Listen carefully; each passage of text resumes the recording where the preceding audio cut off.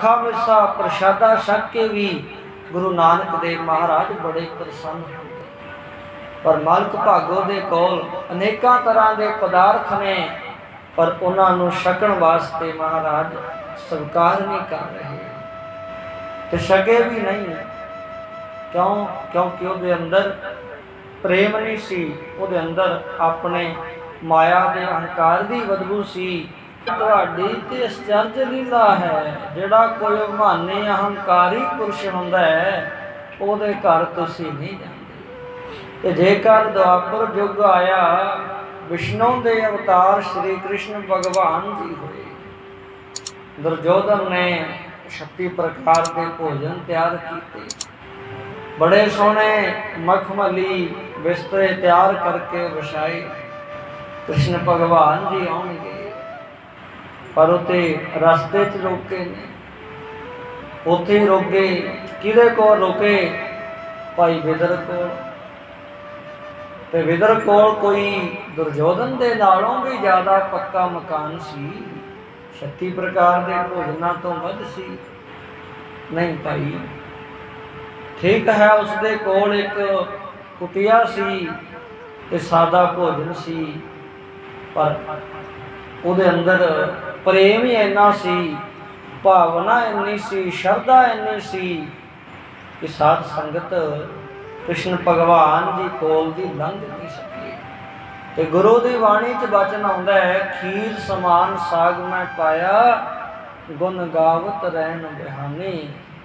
दुर्योधन दे कोल जदों सवेरे गए आ, बड़े मान विच आख्या, क्योंकि पता तो लग ही जाता है भी रात विदर कोल रहे ने, गुज्जा ते कुछ रहिंदा नहीं हुंदा। ते साध संगत कहा भी मैं ते तुहाडे वास्ते 36 प्रकार के भोजन बनवाए, ते सोहणे महलां दे विच सोहना तुहाडे वास्ते आसन लवाया, पर तुसी गरीब दे कोल रुके, विदर दे कोल रुके।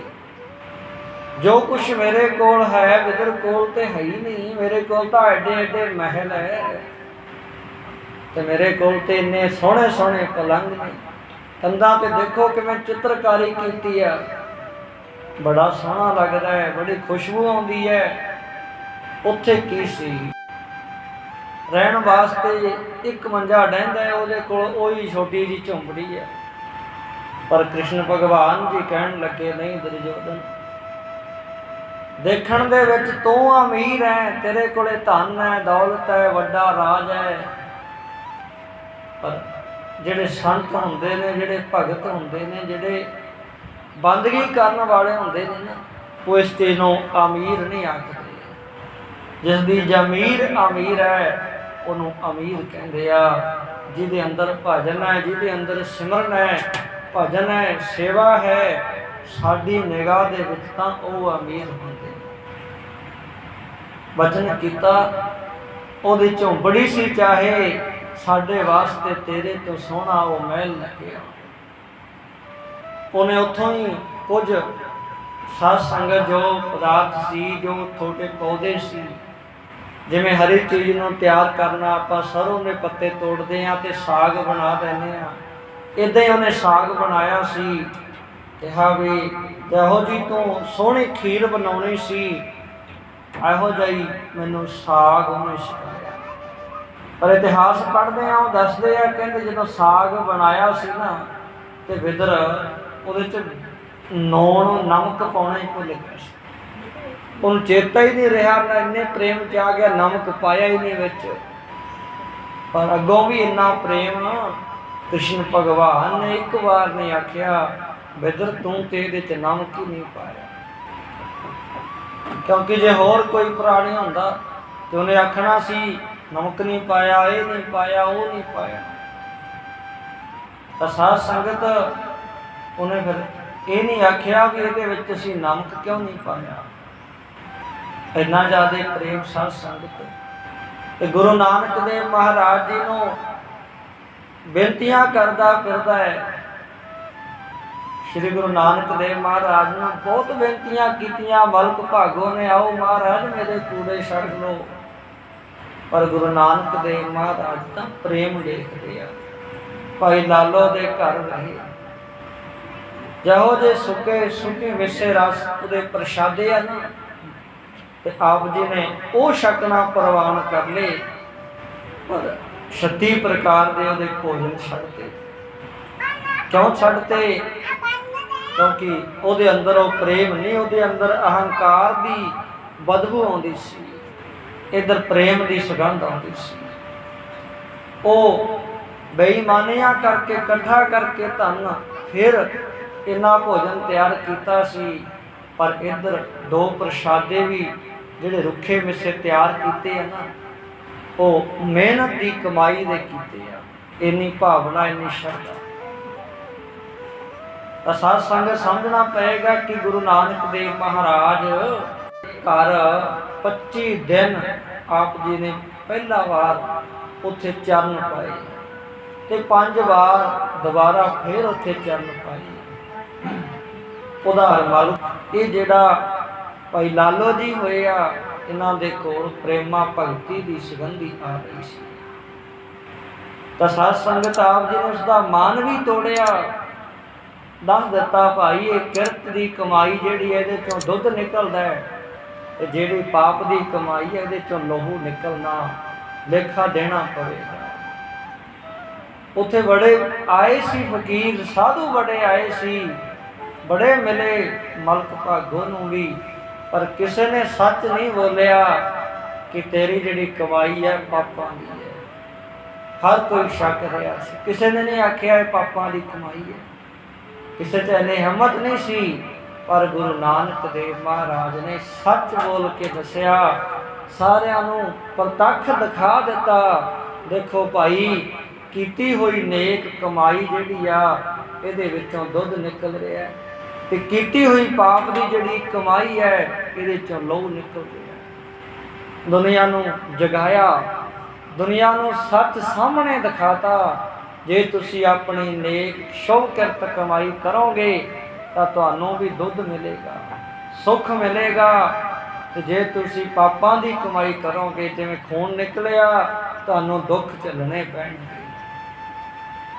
ਤਾਂ ਸਾਧ ਸੰਗਤ ਇਸ ਕਰਕੇ ਜੋ ਵੱਡੇ ਹੁੰਦੇ ਨੇ ਉਹ ਪ੍ਰੇਮ ਭਾਵਨਾ ਤੇ ਸ਼ਰਧਾ ਦੇਖਦੇ ਆ, ਤੇ ਗੁਰੂ ਨਾਨਕ ਦੇਵ ਮਹਾਰਾਜ ਨੇ ਭਾਈ ਲਾਲੋ ਦਾ ਪ੍ਰੇਮ ਦੇਖ ਕੇ ਹੀ ਉਹਦੇ ਸਬਰੀ ਚਰਨ ਪਾਏ। ਇਹ ਦੁਨੀਆ ਵਾਲੇ ਤੇ ਉਹਨੂੰ ਨਿਰਾਦਰ ਕਰ ਦਿੰਦੇ ਸੀ, ਸ਼ੂਦਰ ਕਹਿ ਦਿੰਦੇ ਸੀ, ਪਰ ਆਪ ਜੀ ਨੇ ਉਸ ਨੂੰ ਆਪਣੇ ਗਲੇ ਨਾਲ ਲਾਇਆ ਤੇ ਨੀਚੋਂ ਊਚ ਕਰੈ ਮੇਰਾ ਗੋਬਿੰਦ, ਕਾਹੂ ਤੇ ਨਾ ਟਰੈ। ਜਦੋਂ ਆਪ ਕਿਰਪਾ ਕਰਦੇ ਆ ਨਾ, ਵੀ ਨੀਵਿਆਂ ਨੂੰ ਉੱਚਾ ਕਰਨਾ ਹੈ, ਫਿਰ ਉਹ ਨਾ ਡਰਦੇ ਆ ਨਾ ਟਲਦੇ ਆ, ਉਹ ਤੇ ਆਪਣੀ ਕਿਰਪਾ ਕਰ ਦਿੰਦੇ ਆ। ਇਸੇ ਤਰ੍ਹਾਂ ਸਾਧ ਸੰਗਤ ਭਾਈ ਲਾਲੋ ਤੇ ਕਿਰਪਾ ਕੀਤੀ। ਇਸੇ ਤਰ੍ਹਾਂ ਸਾਧ ਸੰਗਤ ਗੁਰੂ ਹਰਿਰਾਏ ਸਾਹਿਬ ਮਹਾਰਾਜ ਜੀ ਨੇ ਸਮਾਈ ਤੇ ਕਿਰਪਾ ਕੀਤੀ। ਇਹਦਾ ਵੀ ਲਿਆਂਦਾ ਹੋਇਆ ਪ੍ਰਸ਼ਾਦਾ ਘੋੜੇ ਤੇ ਚੜੇ ਚੜਾਏ ਆਪ ਜੀ ਨੇ ਛਕਿਆ, ਆਪ ਇਹਦੇ ਪ੍ਰੇਮ ਦੇ ਇੰਨੇ ਵਸ ਹੋ ਗਏ। ਇਸੇ ਤਰ੍ਹਾਂ ਸਾਧ ਸੰਗਤ ਜੀ ਸ੍ਰੀ ਕ੍ਰਿਸ਼ਨ ਭਗਵਾਨ ਜੀ ਨੇ ਦੁਰਯੋਧਨ ਨੂੰ ਸਮਝਾਇਆ, ਠੀਕ ਹੈ ਤੇਰੇ ਕੋਲ 36 ਪ੍ਰਕਾਰ ਦੇ ਪਦਾਰਥ ਹਨ, ਪਰ ਖੀਰ ਸਮਾਨ ਸਾਗ ਨਾ ਪਾਇਆ। ਗੁਰੂ ਕੀ ਬਾਣੀ ਦਾ ਵਚਨ ਹੈ ਕਿ ਜਿਵੇਂ ਉਹਨੇ ਸਾਨੂੰ ਸਾਗ ਛਕਾਇਆ ਤੇ ਉਹ ਤੇਰੀ ਖੀਰ ਤੋਂ ਵੀ ਜ਼ਿਆਦਾ ਹੈ। ਸਾਧ ਸੰਗਤ ਚਾਹੇ ਉਹ ਨਮਕ ਪਾਉਣਾ ਵੀ ਭੁੱਲ ਗਏ, ਪਰ ਕ੍ਰਿਸ਼ਨ ਭਗਵਾਨ ਜੀ ਨੇ ਆਖਿਆ ਨਹੀਂ ਵੀ ਤੁਸੀਂ ਇਹ 'ਚ ਨਮਕ ਨਹੀਂ ਪਾਇਆ। ਉਹ ਪ੍ਰੇਮ ਨਾਲ ਛਕਾਈ ਗਿਆ, ਕ੍ਰਿਸ਼ਨ ਭਗਵਾਨ ਜੀ ਪ੍ਰੇਮ ਨਾਲ ਛਕੀ ਗਏ। ਤੇ ਨਾਲ ਵਚਨ ਕਿਹਾ ਕਿ ਦੁਰਯੋਧਨ ਤੈਨੂੰ ਤੇ ਮਾਣ ਸੀ ਆਪਣੇ ਇਸ ਮਹਿਲਾਂ ਦਾ, ਪਰ ਉਹਨੂੰ ਮਾਣ ਹੈ ਸਾਡੇ ਤੇ ਵੀ ਆਏ ਨੇ ਅੱਜ ਮੇਰੀ ਝੌਂਪੜੀ ਦੇ ਵਿੱਚ ਰਹਿਣਗੇ। ਸਾਨੂੰ ਉਹਦੀ ਝੌਂਪੜੀ ਤੇਰੇ ਮਹਿਲਾਂ ਨਾਲੋਂ ਬਹੁਤ ਵੱਡੀ ਲੱਗੀ। ਤੇਰੇ ਕੋਲੇ ਆਉਣਾ ਸੀ, ਤੂੰ ਗੱਲ ਕਰਨੀ ਸੀ, ਕੋਈ ਰਾਜਨੀਤੀ ਦੀ ਗੱਲ ਕਰਨੀ ਸੀ, ਕੋਈ ਜੰਗ ਯੁੱਧ ਦੀ, ਕਿਸੇ ਦੀ ਨਿੰਦਿਆ ਉਸਤਤ ਕਰਨੀ ਸੀ, ਪਰ ਉੱਥੇ ਤਾਂ ਗੁਣ ਗਾਵਤ ਰਹਿਣ ਵਿਹਾਨੀ। ਤੇ ਸਾਡੀ ਸਾਰੀ ਰਾਤ ਪਰਮਾਤਮਾ ਦੇ ਗੁਣ ਗਾਉਂਦਿਆਂ ਦੀ ਬਤੀਤ ਹੋਈ ਹੈ, ਪਰਮਾਤਮਾ ਦੇ ਨਾਮ ਦੀ ਵਿਚਾਰ ਕਰਦਿਆਂ ਦੀ ਬਤੀਤ ਹੋਈ ਆ। ਸਾਡੀ ਤੇ ਰਾਤ ਬੜੇ ਸੁੱਖਾਂ ਨਾਲ ਲੱਗੀ ਹੈ। ਇੱਥੇ ਤੂੰ ਹੋਰ ਗੱਲਾਂ ਕਰਨੀਆਂ ਸੀ, ਤੇ ਸਾਨੂੰ ਤਾਂ ਉੱਥੇ ਕਿਸੇ ਤਰ੍ਹਾਂ ਦੀ ਕੋਈ ਪਰੇਸ਼ਾਨੀ ਨਹੀਂ ਆਈ। ਅਸੀਂ ਤਾਂ बड़े सुख दे नाल आराम दे नाल रात बतीत कीती है। इसे तरह साध संगत हुण जिहड़ी बजुर्ग माई है ना, ये बेनती करती है, महाराज आप जी ने बड़ी कृपा की है, जो मैनू दासी नूं आप जी ने नवाजिया, मेरी श्रद्धा पूरी करती, भावना पूरी करती, ते हुण चाहे मेरे प्राण निकल जाण, मैनू कोई परवाह नहीं है, मैनू कोई फिक्र नहीं है महाराज। ते आप जी ने कृपा की, पहला तो ला के आप अपने भगतां नूं, अपने सेवकां नूं रखदे आए हो, गरीबां नूं नवाजदे आए हो जी। निज दासन की पुरो भावना, जाते वस्तल मत्सल भगत कहाए। अपने दासां दी तुसी भावना श्रद्धा पूरी करदे हो जी, इसे करके ना बत्सल भगत कहाए, ਤੁਹਾਨੂੰ ਭਗਤ ਵਛਲ ਕਿਹਾ ਜਾਂਦਾ ਹੈ, ਭਗਤਾਂ ਦਾ ਰੱਖਿਅਕ ਪ੍ਰਤਪਾਲਕ ਕਿਹਾ ਜਾਂਦਾ ਹੈ ਜੀ। ਦੀਨ ਦਇਆਲ ਕੀ ਬਾਣ ਤੁਮਾਰੀ, ਨਿਚੈ ਮੋਰੋ ਇਸ ਪਾਏ। ਤੇ ਮੇਰਾ ਇੰਨਾ ਨਿਸ਼ਚਾ ਇਸ ਤਰ੍ਹਾਂ ਹੀ ਹੈ ਮਹਾਰਾਜ, ਤੁਹਾਡੀ ਦੀਨਨ ਕੀ ਪ੍ਰਤਪਾਲ ਕਰੈ, ਨਿਤ ਸੰਤ ਉਵਾਰ ਗਨੀ ਮੁਨ ਗਾਰੈ।